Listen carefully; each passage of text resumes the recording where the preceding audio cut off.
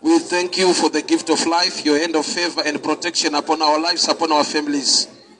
We give you praise, we give you glory, and we give you honor. Speak to us tonight. Instruct us, correct us, and empower us for the glory of your name. In the mighty name of Jesus. Amen.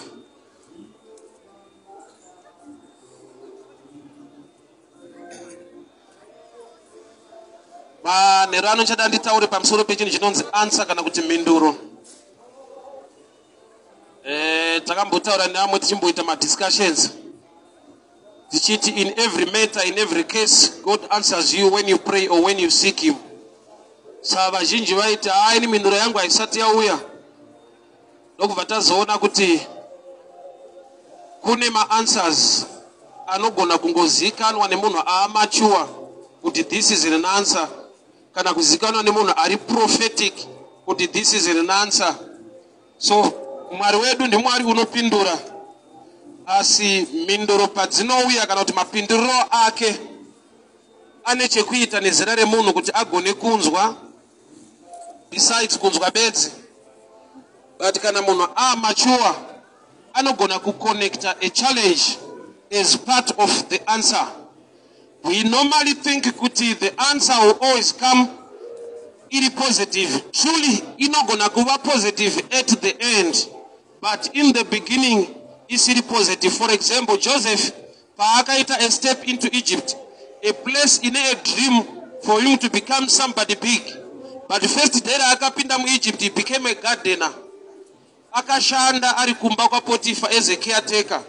Yet ari mu place ye dream, mu place inechekuita na upenyo wake according to the plans of God. But anakushika ndokubva ashika ku palace mu kingdom ya mambo ndokubva agara pachigaro.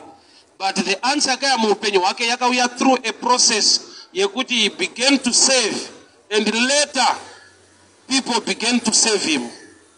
So there are times yekuti we fail to connect answers because maybe we have been trained kana kuti takakura tikarerwa mukungoziva kuti kana ari Mwari mhinduro yake inofanira ngouya yakanaka. It's true inouya yakanaka, but kune chimwe chakanaka chinotakura process inorwadza icho chakanaka. So ndichada ndiverenge text kubva kubhuku ya Ruth.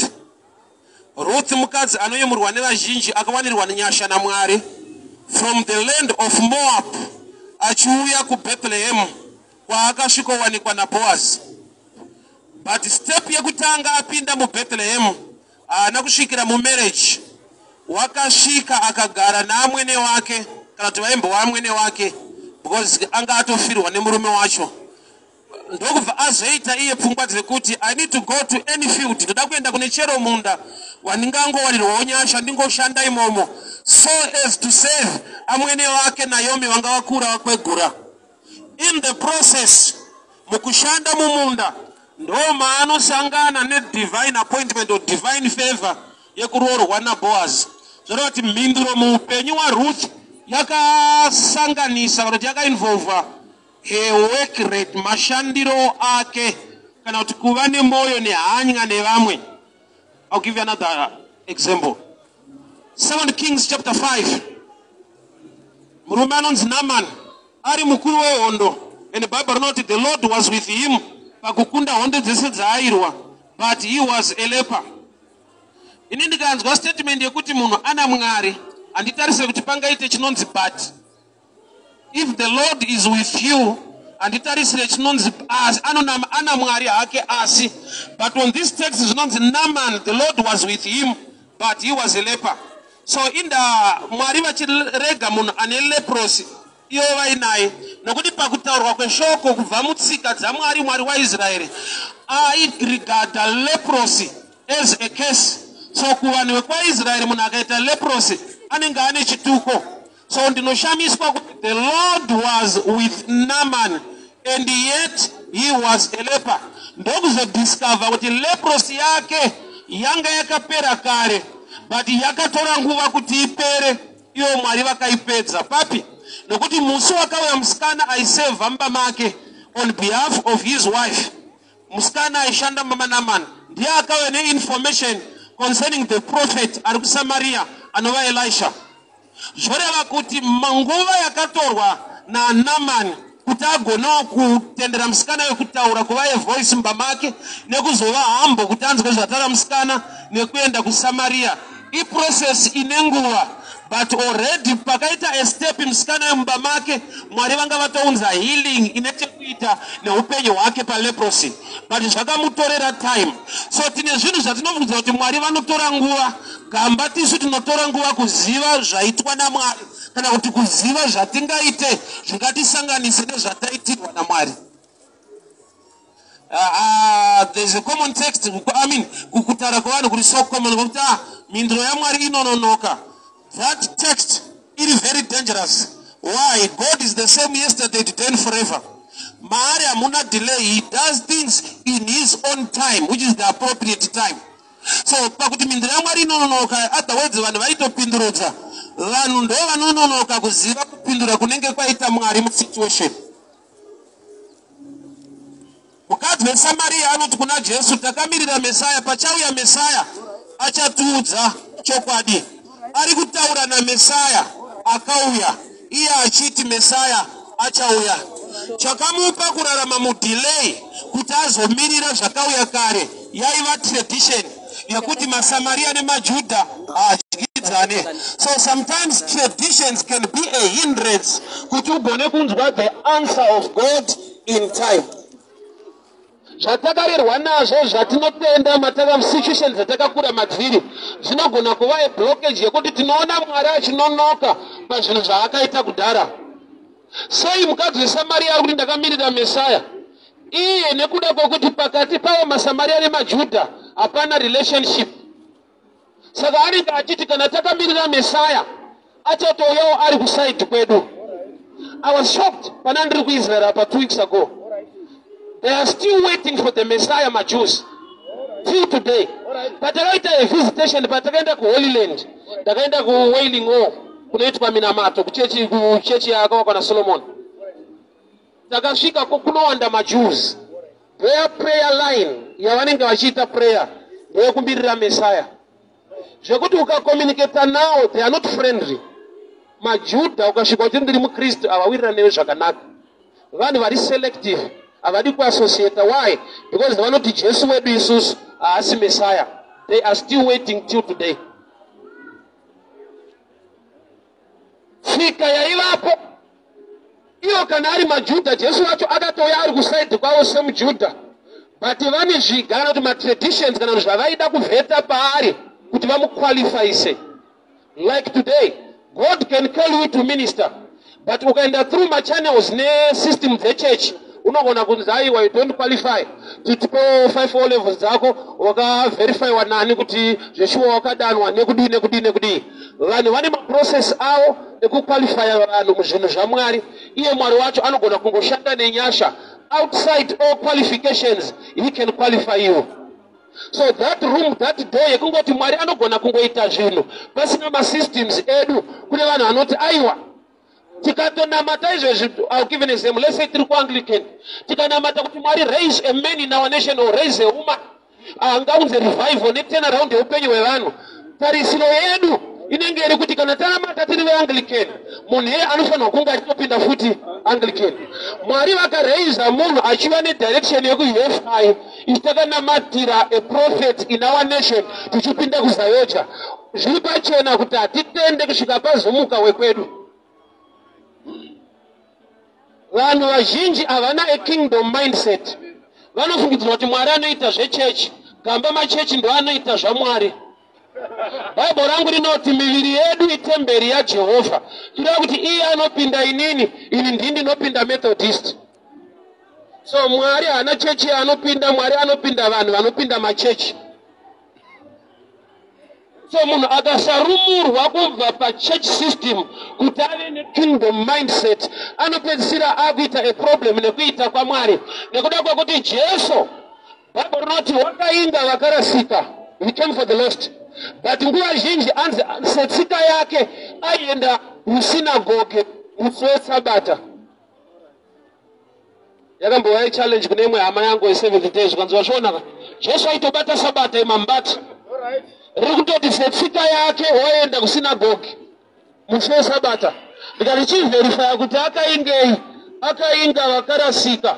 So munhu akainga vakarasika akaswera ari mucertain area zvoreva kuti kwaari kunyanyoswera ndokwavari. That's why iye paministry yake akangoita chinhu maenemies ake vanhu vairwa naye vanhu vangauya kuchechi ikoko. I will leave that one aside. I subject yanhasi. Ndoda nditaure pamusoro pema-answers Minduro. Maybe I'll go to Matthew, the book of Matthew 17. Zvakanaka kuverenga scripture.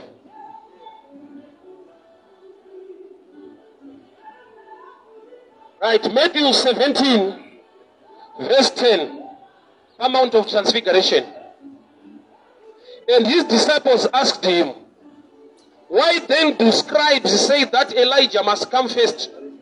Jesus answered and said to them, indeed Elijah is coming and will restore all things. But I say unto you, Elijah has come already. Majuda nasi vanoti aiwa Elijah paachauya ndiye acha-announce kuuya kwaMesaya. Saka order yaMwari manje Elijah akabva auya kuti Mesaya Jesu achiuya. But Elijah paakauya ndi John, Bible not, and John came in the spirit of Elijah. So Mwari akareleasa answer spiritually. Vanhu vane kind of mindset, they can still wait for Elijah, yet John came in the spirit of Elijah. So John the Baptist ndiye Elijah wacho. Nokuti shoko rinoti John wakauya ari mumweya in the spirit of Elijah. So vanhu vaimirira Elijah in the physical, they missed him. Nokuti Mwari vakareleasa the spirit of Elijah muna John. Saka patransfiguration pakaapia Elijah and Moses. Saka vadzidzi ndokubva vati ingoni mascribes kana maJudha vakava maFarisi vari kuti Elijah achauya. Sei apa tamuona pakubwinya kwenyu munaye zvanzi ichokwadi kwavari achauya, but ndinoti kwamuri akauya. So kune information iri in two classes. Dzevanhu vari carnal vasikagone kuita perceive chinhu chiri kuitwa spiritually, pogoita vanhu vari spiritual vaakugona kuona zvakatoitwa kare naMwari in the spirit. So Elijah came, but John came in the spirit of Elijah. So people were waiting for Elijah, yet he came muna John as the spirit of Elijah. So ndozvinoitika mukunamata kuti kazhinji we pray in the spirit, but we wait for answers in flesh. I'll give you another story from the book of Acts. Peter Acts 12. Peter abuda mujeri atungamirwa nengirovu, magedhi avhurika, mairon gate miraculous avhurika. Ndokubva ananga kuchechi iri kunamatira Peter kuti abude mujeri. Iye aburitswa usiku. Ndokusvika pachechi kwaakunoka, musikana akauya anonzi Rota. Ndokubva angoteerera, ndokubva anzwa voice raPeter. Ndokunoudza vanhu kuti Peter auya. Vanhu vakamuti unopenga azviite. Peter akaramba achinoka. Chechi iri kunamata kuti Peter abude kujeri inonetsa kureceive Peter, nekuda kwekuti mind yavo vainamata kuna Mwari anoshamisa, but havana kutarisira chishamiso. Vai expect maybe Peter to come tomorrow morning kana ana gati jeri vavhura jeri racho. Saka paakabuda through the miracle yeangel usiku, akanetseka kupinda pakati pavo nokuti vanamata mumweya, but receiving yavo haisiwo futi spiritual. Saka pakanetsa kupinda muchechi mune vanhu vari kunamatira Peter. Why? Because they were so good in prayer, but they were so poor in receiving. They were praying in the spirit, but they are receiving yange siri spiritual. They wanted to receive with their common sense. Saka musikana vakamurambira vakati asiri endofunga angel yake. Minduro yako yakatouya. But pawakaiona haina kuita sekunge ndiyo. Nokuti already, I'll give you another story. The mind yako inogona kuvhurika musha. Vana veIsraeri vachienda kuCanaan, promised land. Vari mugwenga, vakatanga kurumwa nenyoka. Ndokubva vati kuna Moses, taura naMwari wako abvise nyoka pakati pedu. Moses waenda kuna Mwari, Mwari ndokubva vati kuna Moses, gadzira imwe. Moses ndokugadzira nyoka yendarira yebronze. ndokuisa padanda panzvimbo ndokuti anenge atarisa panyoka anorarama. Vanhu vaidei vaida kuti nyoka dzibviswe. Mwari akaitei pakagadzirwa imwe zvakuti vanhu vaigona kukwenyana kuti atiri kunzwa Mwari here mudhara watinayo. Situation yatiri kuchema nayo haana chaaiita, but atora bronze ndokubva agadzira nyoka. Sometimes it takes maturity, and most of the times it takes maturity to follow a man who hears from God. Why? Because he's a dangerous man.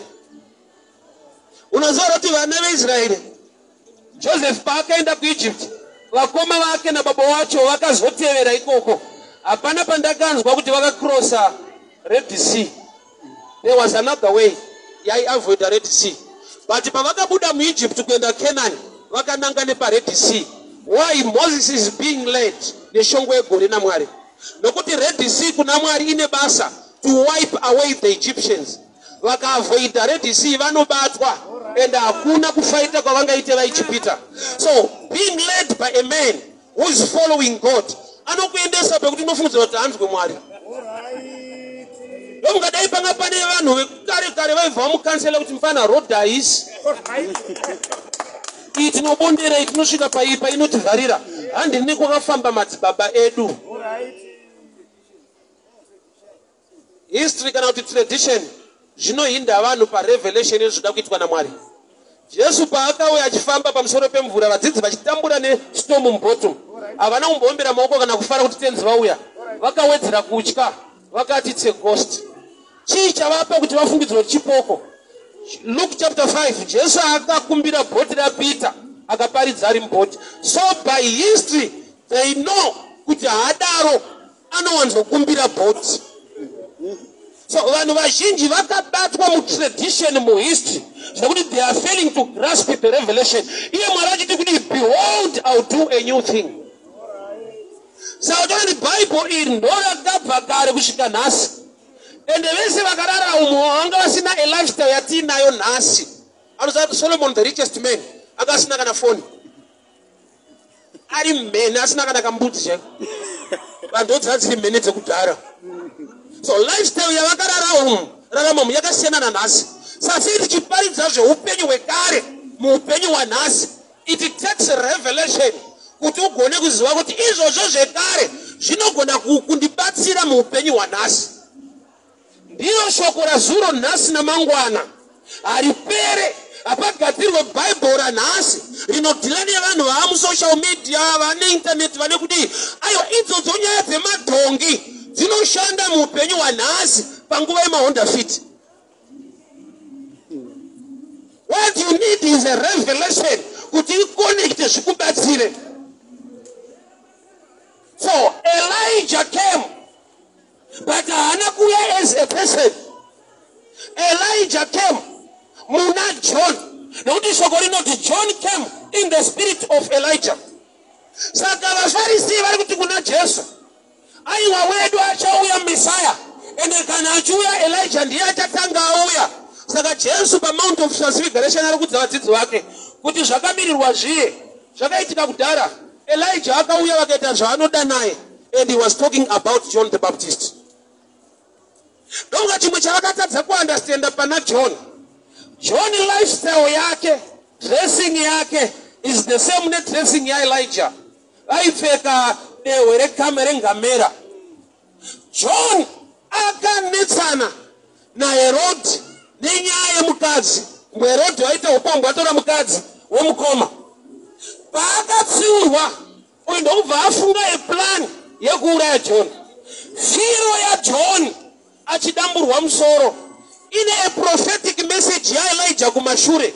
Elijah paakanetsana naAhabhari naJezebheri akatonzi nhasi aririre ndisina kudambura musoro waElijah. So Elijah paakatiza akaenda ari munhu paakune chikwereti chemusoro kumba kwamambo. Saka John paakauya muspiriti yaElijah musoro wakatsvagwa kuti ndiwo.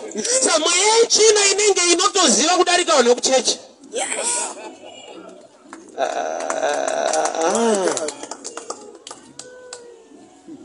So chinonzi mhinduro kana kuti maanswers Mwari anoarilisa Momwe acho anouya achita sekunge ma-problems. Saka munhu achiri ndakamirira kuti Mwari wandipe mhinduro, situation yangu Mwari havasati vaipindura. Gamba mhinduro yacho payakauya yaitoda mese mweya, nokuti haana kuuya ari Elijah, akauya ari John in the spirit of Elijah. Saka Mwari mweya, mhinduro yavo inouya iri mudimension iri spiritual. Yakutoda ane mese mweya ekuona kuti this is the answer. Ruth paakaenda kunoshanda mumunda maBoaz, akazororwa naBoaz, chakatanga chaitika, kune murume the first kinsman redeemer akaramba kuroora Ruth, Boaz akaita take over.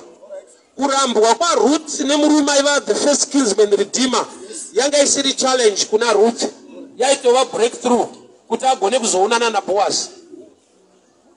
Ruth aigona kubatikana kuti ndiri kurambwa sei kana Mwari wandiwanira nyasha. Gamba uri kurambwa nezvisizvo kuti uwanikwe nechaizvo.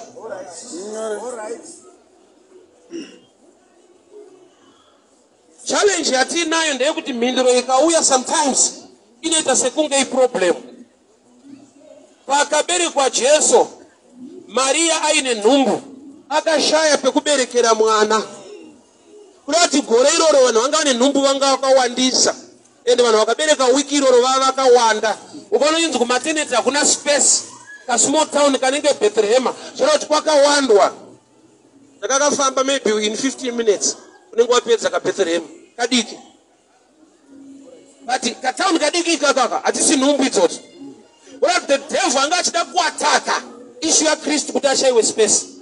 But kushaya kwakaita Mary nzvimbo yekuberekera mwana, it was a blessing, yaitova pfungwa yaMwari. Why? Nokuti kuri kuberekerwa Jesu manje kumatanga kumondo kunomupa security number 1. Nokuti Herodi paanoteera achida kuuraya vana haatsvage mwana kudanga, anotsvaga mwana muzvipatara. Why? Nokuti munhu ari kutsvaga ukaberekerwa mwana haende kudanga. Kudanga kunoberekerwa zvipfuyo. So iko yekunzi hauna space yanga iri favor number 1 kuti tichengetedze wako. Vakawana nzvimbo vana vakaurawa. Number 2, it was a prophetic message to the church. Nokuti vanhu kare pavainamata wanga usingaende kuchurch direct, waitanga waenda mudanga kunotora mombe kana mbudzi kuti unoregererwa zvivi. Hakuna aenda kuchurch asina kupfura nekudanga. Saka Jesu paari kuberekerwa mudanga, zviri kunzi pamuchauya muchitsvaka ropa redzimwe mhuka, siyai, I've come as the one and only sacrifice. So kuberekwa kwake mudanga, it's a prophetic message kuti the blood rinokumirirai risirire mhuka rauya. That's why Jesu achienda kunobhabhatidzwa kuna Johani. Johani paakaona Jesu akati iro gwayana rinobvisa zvivi zvenyika, achitaura munhu. Johani anga asingaone gwai, aiona munhu ari kufamba, ndokubva ati the lamp of God that taketh away sin. Say John ari kuti lamp, spiritual eye. Jesus. Panyika yenyama munhu, munyika imwe ndogwayana raMwari. Saka John anga ari mature, aigona kuona. Ufunge John was so blessed kubva mudumbu chaipo. Because mai vake pavakavizitirwa naMaria, vana vakakwazisana. Unotonzwa iriza inoti pawandikwazisa ndanzwa mudumbu mwangu mwana achiviruka nemufaro. Zvoreva kuti joy yakaonekwa nemwana amai vanga vasina kuiona. Vakuru vakamhoresana, but chakaitika vana mudumbu vakakonekta. Eliza akati pawandikwazisa ndanzwa mwana wangu is leaping with joy. Kuda kuti vana vanga vari mature darika vabereki. Yekatika kuchechi panoita noise. Kuti vapfana vakuona zvemwe yamadhara aripo panoita noise. Yeti John and Jesus vakakwazisana, vakaviruka nemufaro, vabereki vakatovhunduka kuti indazvadaro. Why? Nekuda kwokuti vane grace dzavakatakura dzavasiri kunyatsonzwisisa. Ufunge kuita kwaMwari kunombodaro kuti neimwe nguva Mwari vanogona kusheedza Samuel akarara pasite peareka vachisiya Bishop Eli vari muofisi. Samuel paakadanwa naMwari aimuka omhanya kuofisi. Mwari pane pavakaignore office vakaenda kunotaura nemufana akarara. Eli was a man anga ari mature spiritually. Akati kudii kuna Samuel, Mwari zvaachakuudza usandivanzire. Ana kuti watanga rini kunzwa Mwari chese tiri mabhindiri bishop pana pa Sunday school. Akati Now I know God is calling you. And any message, he was mature. But I don't want to change. Bishop Eli. It was the plan of God. Mwari vaikopa voice ra Eli. Nokuti dai voice ra Mwari rakauyarira Mwari. Hakuna kwa Eli kwa yenda. Aitozati asiri mdaro. But zvakaitwa naMwari vakakopa voice ra Eli. Vachiri koperei. Vaida ku create a relationship. Kuti vafana kana makunzwa Mwari learn to respect elders. Osaka aimhanya kune munhu asina kumudana. Kusvika Bishop Eli vati aiwa ndiMwari. Ukadanwa this time unoti kuti taurai muranda wenyu akateerera. Kuti Samuel akatomentwa naEli kuziva kuti uyu ndiye Mwari. Ndiye aidanwa but anga asati akuziva kuti ndikudanwa nani. Zvaitoda asiri kudanwa kuudza achiri kudanwa kuti ndiye Mwari wacho. Mwari vachizviitirei vada kucreate a bond kana kuti relationship kuti kana no matter how God uses you as a youth, learn to respect elders. Kana ukanzwa Mwari nemutopi Mwari akadii mauri, learn to respect elders in the things of the kingdom. Why? Nokuti chinonzi experience achiwanikwe muintelligence chinowanikwa netime. Saka nguva yakararama ana Bishop Eli vainzwawo kutaura kwaMwari. Saka zvina kumunesa kuti ndiMwari ari kudanawo. Why? Aiziva madaniro anoita Mwari. Ari kudanwa uyo asati akuziva. Genesis 18. Haga naIshmaeri vachema nenyota murenje. Haga akaisa mwana pasi pegwenzi ndokuenda aite distance. Ngirozi ikaburuka ikatara naHaga kuti regera kuchema. Mwari vanzwa kuchema kwemwana. Sei ngirozi yakuburukira kumunhu asina kunzwiwa. Mwari vanzwa kuchema kwemwana. Saka madi kutaura naye. Denga riri kuti nyangwe tanzwa mfana uyu. But it takes maturity kuti tironge zvatiri kuronga ugone kushanda nazvo. Iwe wachema but haugone kuchera mvura kutsime unowira mutsime.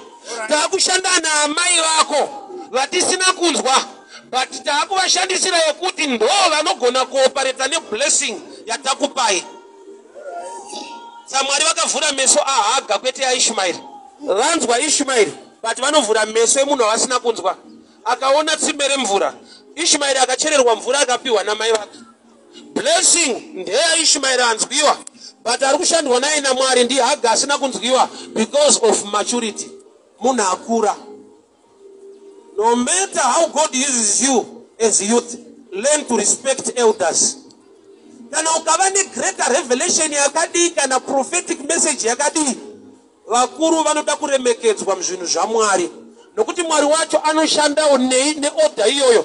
Saka achitoti akada kutaura naJacob anoti ndiri Mwari wababa wako Abraham, Isaka naJacob. Ndati kana ndikaita zvinoshamisa newe ndaingoitawo naAbraham futi. Learn to respect your fathers.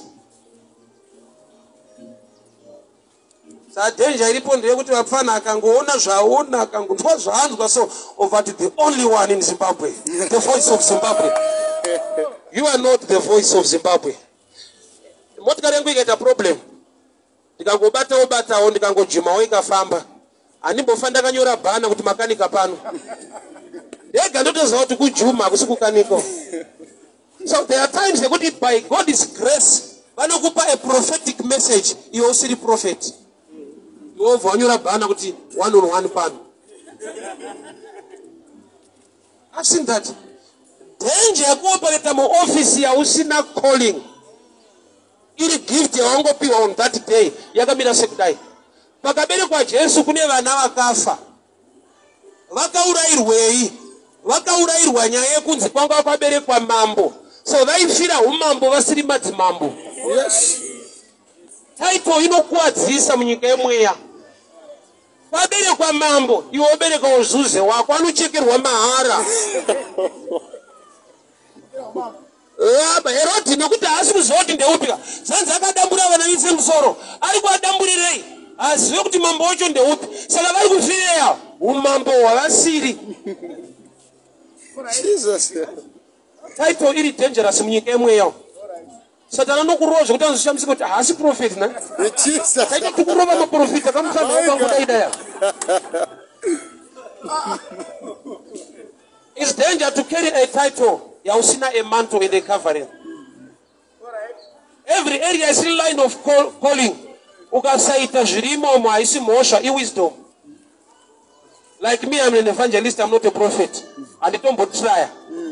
Somebody came to me, so I'm fully Spanish, open, and I wrote a show. You do it's real, and I got to write out, I'm to check for moon. Jesus. But you Paris, I got in one route or one. Don't go Paris, that's it. Those are going to eat. And it try. Then I got my prophet, so D, Vasumuka, so D. Maragas and Sumut and Dream Vangel. Those are the and it tries and it's not done. There are times you need to be professional. Even my doctors, what about opticians? But I need to know my sister. Who got pinned the mangoes and my grass. Can I get broke out the Magambut? Can I what how my gums are with some or she come to my grass and my gums beside? That is so professional.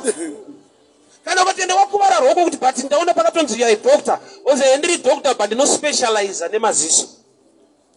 We church man to the point of Christ. My way, disaster.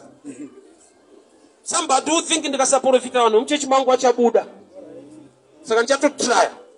To a Garimuno. What's answer to him for a fit or good so? Why you find what a bad silica? Panaka could Janiri and put Akachka to name. I will leave that one. But it's a denial. So, Yadu parts and they answer Minduro. Mwarika shinjaji release my answers. Vanoramba vakamirira mhinduro yacho. Peter buda mujeri kuti apinde muchechi yangachi munamatira. Anokaneta. Why vanhu vachiri vakamirira kuti pamwe anobuda kuseni. Vanamata but spiritually meso vakavharika. Vanhu vakamirira mhinduro kuti Elijah achauya kuzouya Messiah. Then John came in the spirit of Elijah. So the Mount of Transfiguration, nobody could deny Peter. In the one who could Elijah, Achauya is going to Jesus. Each of the Achauya is in the Nautic Mamuri, Akauya. So good information too. Yeah, you might type, never know what. But see, Memukazano, Messiah, Kauya to the Chopadi. So not Jesus, that way, see you are good out and anyway. Rati vaingo rambavaka mirira zvakauya kudhara mhinduro painouya inogona kuuya yakapfeka jacket rinenge problem iyo iri solution zvokuti unonzwa nekuchinja machechi kuti mwari wacho asi kundinzwa ndazodinda wakanziwa kudhara but answer yako ndeyekuti Joseph pauri kutongopinda muEgypt hausvike nekuita chef padream rako unosvika nekuita garden boy kumba kwaPotiphar. It is a process, a way to become a king. Induro yamngai kupenyu wedu pakati pa Jesu as Messiah. Nekuti dzimungu achatana vasamutrust kuti ndiye anotidzikinira ndiye Messiah. Vakava nekana mindset. Pani pavakabvunza Jesu ada kudzokera. Saka makuendera musina kudzorera ushe hwedu kuvaIsraeri. Pfungwa yavo yaiva yekuti ndofunga auya kuzoita kuzorwa nevaRomans to free Israel. But umambo wauya nawo uri spiritual. Unogamuchirwa nevanhu vari spiritually. So answer yakauya. Vanhu ndokubva vataiva takamirira because tine zvatinomeasure kuti iyi ndiyo answer yaMwari. Mari yako ikauya rinogona kuuya riri basa. Kana kuti panogona kuuya chinhu chinodimanda character. Kuchikusvitse pane mari yako. Wodzokera futi woti Mwari ndiri kuda mari ndivhurawo masuwo financial breakthrough. Finance dzouya iri burden. Uyu mutoro riri basa roda kuitwa. Iri nyaya yoda kuitwa newe. Woona sekuti aiwa isiri iyo nyaya yandakamirira. Mwari anofanira kurwisa mari yangu. So John akauya in the spirit of Elijah, and people were still waiting for Elijah till today. The Pharisees, the Jews, are still waiting for the Messiah. Why? Nokuti vanoti kuuya kwa Messiah kunotanga kwauya Elijah. Yet pakatouya Jesu, Messiah angauya, and Elijah angauya, but not as a person, but akauya as the Spirit upon John the Baptist. Zvingani zvawakamirira zvawatopedzera wachinja nechechi kuti ndinofunga chechi haina power kana kuti Mwari wacho achada kundipindura ndipo ndakatonamata but nanhasi handisi kuona kana anything. Kana basa racho handabvira ndariwana. Yeti basa racho parakauya harina kuuya richinzi apply basa. Pakatouya uchida kuitwa kabasa kasingabhadharwe kuti uzotsvagwa nemunhu wawaitira kuti uende kune rinobhadhara. I experienced that in my life. Nokuda this testimony vazhinji munoiziva.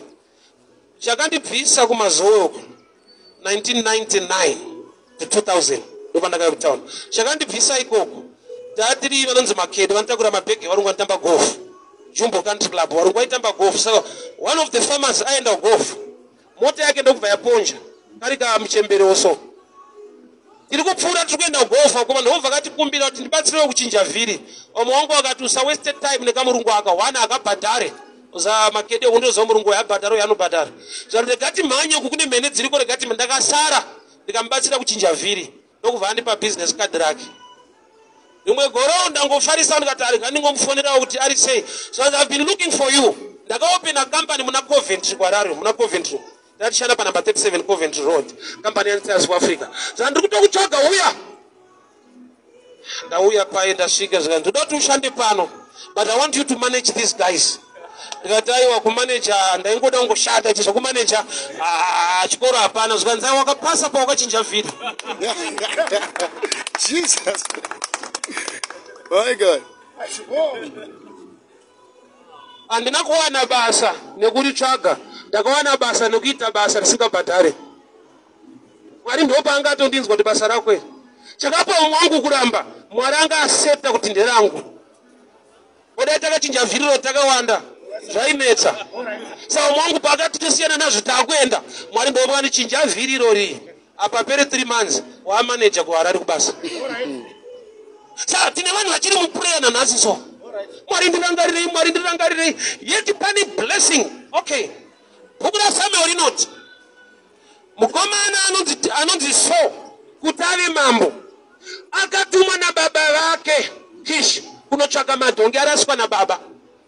Haana kutumwa kunzi enda unozodzwa uitwe mambo, akatumwa kunotsvaka madhongi akaraswa.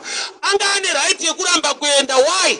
Baba vake vaiva nevashandi nokuti Kishi akati kuti tora muranda wako muende kundotsvaka madhongi, take your servant and go. Aigona kuti baba ndosaka makavanyora basa ngaaende. Number 2, aigona kuti mudhara vamwe madhara akarongeka inda muchikuita mbiri yekurasa zvinhu so oda kuti shandisa kutsvaga. But paakava neobedience akanotsvaka madhongi akamashayiwa, muranda akati hatingadzoke kumba tisina answer, handei kune muprofita ariko anonzi Samuel.